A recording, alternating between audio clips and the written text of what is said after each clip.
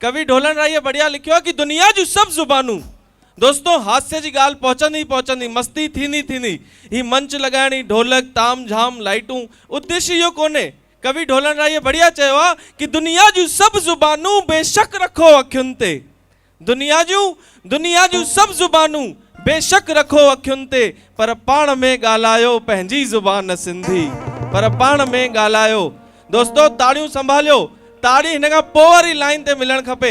सही जगह ते ताड़ी वॼंदी त कलाकार खे सुठो लॻंदो। मां वरी दोहरायां थो, ऐं जंहिं जगह ते समझदार माण्हू ताड़ी वॼाईंदो उन पेरनि ते मुंहिंजो हथ आहे कि दुनिया जूं ऐं ताड़ियूं संभालियो ऐं ओॾी महिल एॾियूं वॼायो कि गुंजायमान थी वञे ही बीटीआई ग्राउंड।